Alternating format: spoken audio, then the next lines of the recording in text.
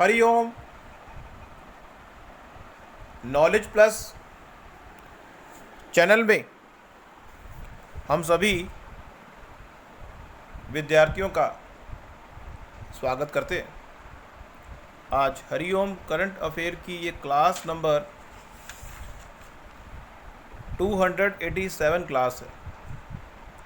इस क्लास के अंदर हम दो बातों पर आपके ध्यान को केंद्रित करके आपकी नॉलेज को शिफ्ट अप करने का प्रयास कर रहे हैं। दो पॉइंट हम डिस्कस करने का प्रयास कर रहे हैं, वो है जो हमारा संविधान है उसके अमेंडमेंट के बारे में, 5 ईयर प्लान के बारे में। ये दो बातों पर हम अपने विद्यार्थियों के ध्यान को केंद्रित करते हुए उनकी नॉलेज को शिफ्ट अप करने का प्रयास कर रहे हैं। दो पॉइंट डिस्कस करने हैं हमने आज की टॉक में। पहले पॉइंट की बात करें तो संविधान के अंदर जो अमेंडमेंट हुए वो कब कब हुए हैं, तो उस पर हम फोकस करें। 1951 में अमेंडमेंट किया गया कि शेड्यूल 9 भी होना चाहिए।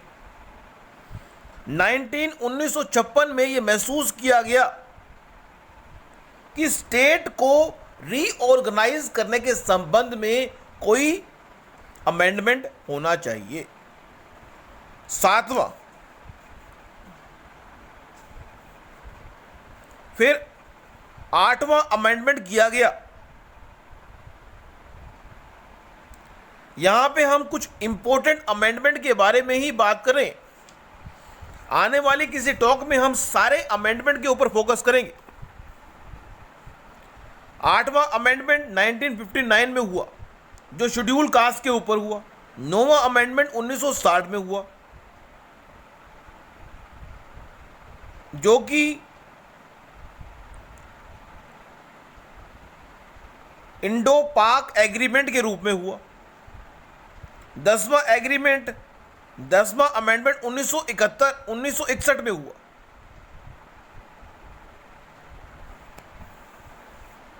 Dadar Nagar Haveli as union territory. फिर 12वां अमेंडमेंट किया गया गोवा दमन एंड यूनियन टेरिटरी के रूप में। फिर 13वां अमेंडमेंट हुआ 1962 में अंदर नागालैंड के संबंध में। 14 अमेंडमेंट हुआ पुंडीचेरी के बारे में 1963 में। फिर 1966 के अंदर पंजाब, ये बड़ा जबरदस्त 18वां अमेंडमेंट था कि पंजाब को, हरियाणा को और चंडीगढ़ को यूनियन टेरिटरी के रूप में स्थापित किया गया। 21वां अमेंडमेंट जो था रीजनल लैंग्वेज के संबंध में। 22 अमेंडमेंट सब स्टेट, क्रिएटिंग ए सब state of Meghalaya with in Assam. फिर 23 अमेंडमेंट 1969 में हुआ। यहां पे extension the reservation of states of ST and SC class. फिर 1971 में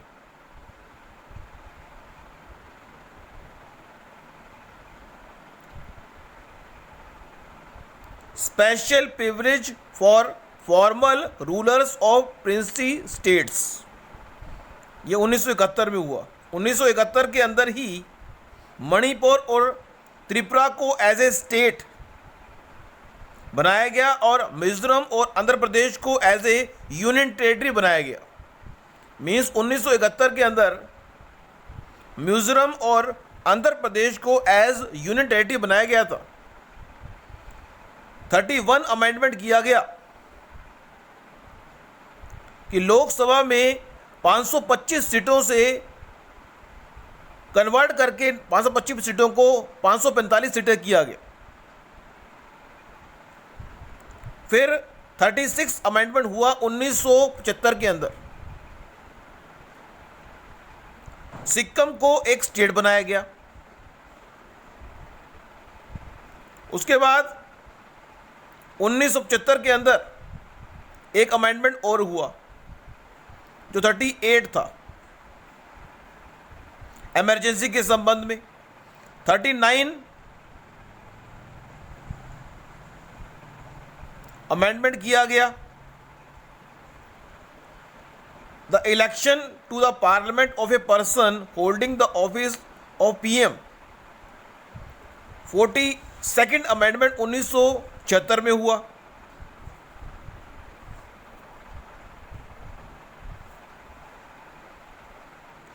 जो ये अमेंडमेंट SC ST कास्ट के संबंध में था, वो हर बार 10 साल के बाद अमेंडमेंट करना जरूरी हो गया था। जब 53rd अमेंडमेंट हुआ, मिजोरम को स्टेट का दर्जा दे दिया गया, और 55 अमेंडमेंट जो 1986 में हुआ, आंध्र प्रदेश को पहले बनाया गया था यूनियन टेरिटरी, उसको 55 अमेंडमेंट के माध्यम से स्टेट बना दिया गया। 56 अमेंडमेंट हुआ, Hindi version of the institute of India व एक्सेप्टेड फॉर ऑल पर्पसेस। और ये बात आपको वैसे बता दें कि जो हमारा संविधान है उसको प्रिंटेड फॉर्म में नहीं है, वो हैंड रिटन फॉर्म में ही है। 58 अमेंडमेंट, 61 अमेंडमेंट किया गया। 61 अमेंडमेंट बड़ा इंपॉर्टेंट था जो 1989 को किया गया। बहुत ही मेजर चेंज आया, reduce the voting age of, जो एक व्यक्ति वोटिंग करता है, 21 साल का व्यक्ति वोटिंग करता है, लेकिन उसको 18 साल कर दिया। ये बहुत बड़ा चेंज था। इससे 3 साल पहले ही एक व्यक्ति वोट पाने का अधिकारी बन गया। फिर है 1990 के अंदर जो आदिवासी हैं उनके लिए भी national commission for schedule caste and schedule tribunal बनाया गया। फिर 1992 में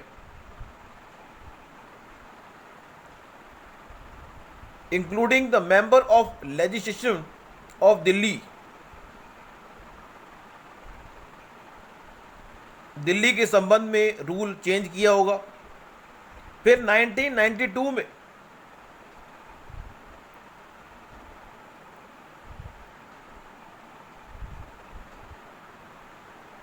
Manipur and Nepali were included in the 8th schedule। 1992 में पंचायत राज का कंसेप्ट आया।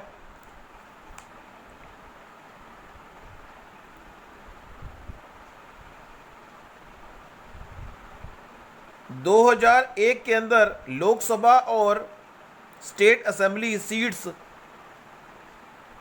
को फीस कर दिया गया। मीन्स 2001 के अंदर ये फीस कर दिया कि लोकसभा और स्टेट असेंबली सीट जो हैं वो चेंज नहीं की जाएंगी जब तक कि 2026 ना आ जाए। अब कुछ अमेंडमेंट के बारे में हम अगली टॉक में बताएंगे। अब अगर हम 5 ईयर प्लान के बारे में बात कर लें तो 5 ईयर प्लान 1951 से 1956 चला, फर्स्ट 5 ईयर प्लान। फिर सेकेंड जो है 1956 से 61 चला। थर्ड की बात करें तो 1961 से 65 चला। फिर फोर्थ चला 1969 से 1974। 1974 में जो प्लान चला वो 5वां था 79 तक। फिर रोलिंग प्लान चला। फिर 1980 से लेके 1985 तक 6 प्लान था। 1985 से 90 7 प्लान था। 1992 से 97 तक 8 था। इस तरह से ये प्लान चलते रहे, लेकिन 2017 के बाद ये पंचवर्षीय योजना का जो कंसेप्ट था वो हटा दिया गया। इन प्लान को अगर ध्यान से देखें, ग्रोथ के बारे में बात करें तो पहले प्लान में उम्मीद कर रहे थे कि हम 3% की ग्रोथ करेंगे, लेकिन 3.6 हो गई। दूसरे प्लान में 4.5 की ग्रोथ की बात थी, 4.3 हुई। तीसरे के अंदर 5.6 की बात की तो लेकिन ग्रोथ हुई सिर्फ 2.8। चौथे में 5.7 की बात थी लेकिन हुई 3.3। पाँचवें में 4.4 की बात थी, 4.8। छठे में 5.2 की बात की हुई 6। सेवन्थ में 5 की बात थी, 6 हुई। आठवें में 5.6 की बात थी, 6.8 होगी। नाइन्थ में 6.5 की बात थी। नाइन्थ में बड़ा दिक्कत आई कि नाइन्थ प्लान जो था वो 1997 से 2002 में चला, लेकिन जो टारगेट था वो अचीव नहीं हुआ, 5.4 की ग्रोथ हुई। लेकिन जो 10th था उसमें 8 की टारगेट रखा गया, 8%, लेकिन 7.2 हुआ। 11th के अंदर 9 की, लेकिन 8। तो कहने का पर्पज़ ये है कि ये 5 ईयर प्लान की बात कर लें या हमारे संविधान के अमेंडमेंट की बात कर लें, ये दोनों ही कंडीशन में सरकार ने यह प्रयास किया कि संविधान में भी चेंज किए जाए और हमारे देश की जो ग्रोथ है उसको भी बढ़ाया जाए।